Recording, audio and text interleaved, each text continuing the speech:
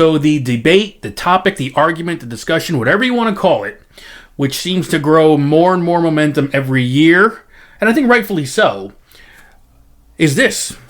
Is it Dave? Is it Sammy? Or is it...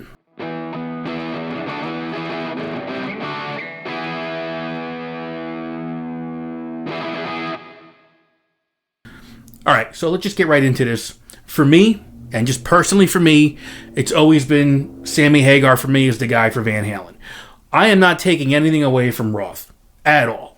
It's just because, 78, the first album comes out, Van Halen 1.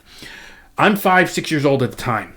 I'm not listening to the radio like a 13-year-old or a 15-year-old is at that time. 1978, you're a teenager and VH1 comes out the way it does.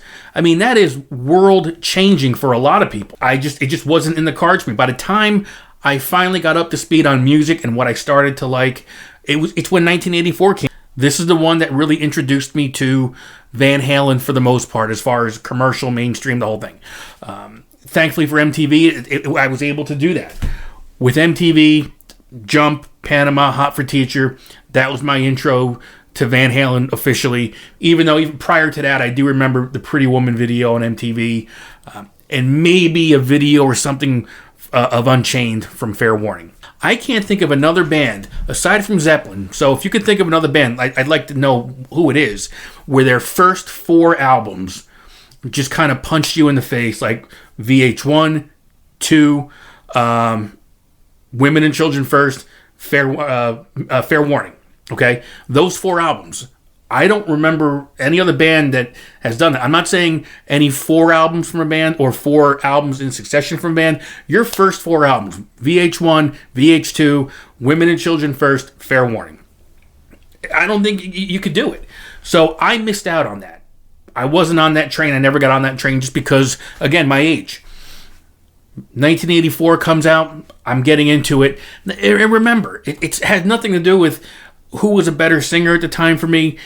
You got to remember, I mean, if the people today that, all they remember is being on the internet from day one and social media, okay, having to get information like we did for our bands back in the day was almost like living in the dark ages, okay? You had to wait to hear something on the radio. For me, it was out of New York and New Jersey. It was WNEW 102.7. You occasionally heard some stuff on Z100 and PLJ where I was.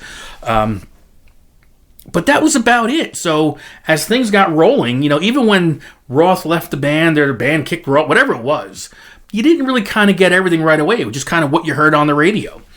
In walks Sammy Hagar, and I'm 13 years old at the time. That was my real intro, I think, to Van Halen and me wanting to get on board with something. It was this album that got me into really my first love with Van Halen. All right, I remember 13 years old, my grandmother taking me to, and if you're from Clifton, New Jersey, or at least that area, I believe it was Gaslight Records in the Stuyertown Shopping Center, right there in Clifton. I went there. This was, again, you walked into a record store, new releases. As soon as you walked in, there was a rack with all the newer releases. Then you walked down further down, everything was kind of in the, flip through them, right?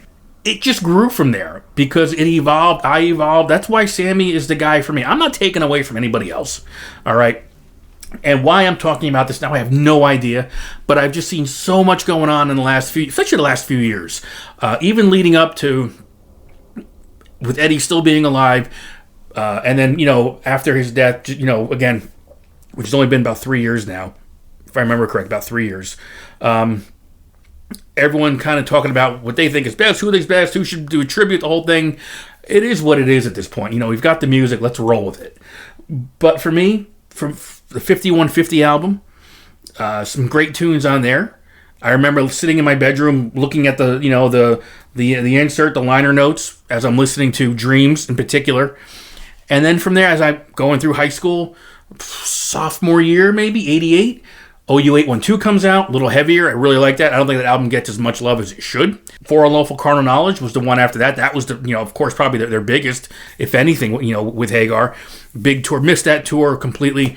But it wasn't until the Balance tour where I saw them for the first time. And it was life-changing for me to see this band live. So, it's a shame that it's always going to be, well, if it's not, if, I'm a Dave guy or I'm a Sammy guy, and if you like this sucks, you suck, let me just throw another little wrench into this whole thing. Okay? We talk about Sam, we talk about Dave. There's a third guy in the mix. Now, I get it. One album. Sharon didn't have a chance out of the gate, in my opinion, okay? Another lead singer, a third lead singer, Sammy leaves. Oh, Dave is going to come back, hopefully? No, we got Gary Sharon. I don't think the guy had a chance from the word go, which is a shame, because you can make the argument, I'm not making it, you can make it, that he could be the best vocalist out of all three. All right? And I remember going to see that tour, VH3, in 1998. I saw them at Madison Square Garden, and I saw them at the, I guess at the time it was the Garden State Arts Center in Holmdel, New Jersey. It's changed. Everything changes its name occasionally, right? And I just happened, before getting on and doing this, I went back, I found a video on YouTube. It's sort of new, I guess.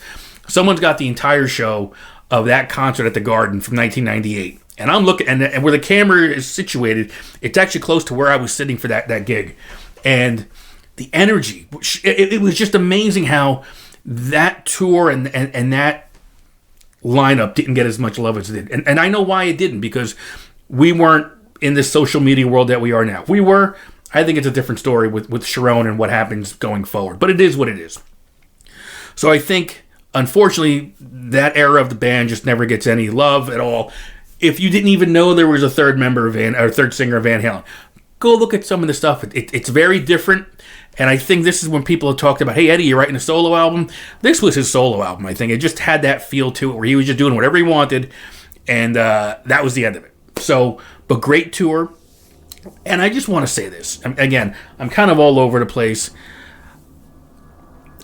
I don't think it matters if you're a Sammy guy, a Dave guy, a Sharon guy.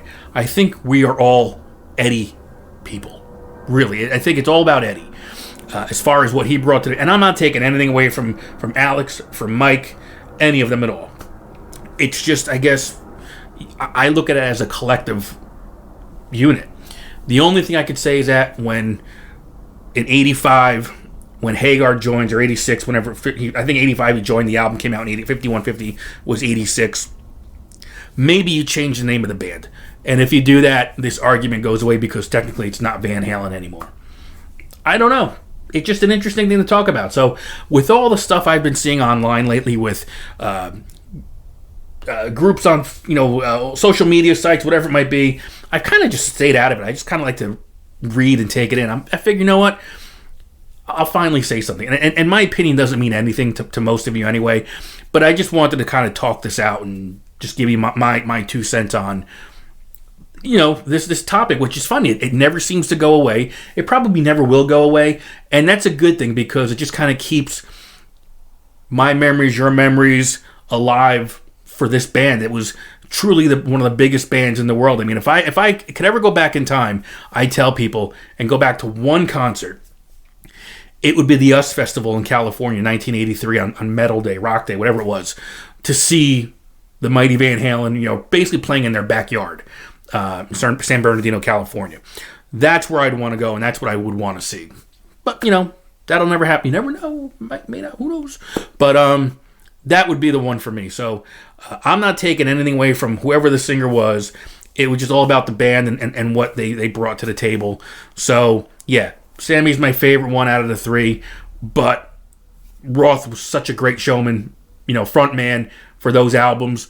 Sammy brought a different element. Again, I think each album went to number 1 when Sam came to the band.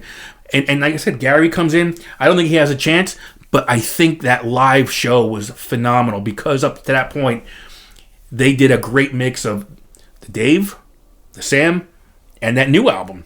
If I remember correctly, the first song out of the gate on that tour was Unchained. They would do 2 songs from the new album. Then it was Mean Street. And then it just kind of alternated from there with just a bunch of different stuff. I thought it was great. I'm glad I got a chance to see that, because most of us didn't, I don't think. And I think everyone kind of poo-pooed it right out of the gate, which is why probably Gary's not in the band anymore. At least one of the reasons, but I'm sure there's other things going on. So, that's my take on it. I'm glad you sat here and listened to it and entertained you for a while. So, see you.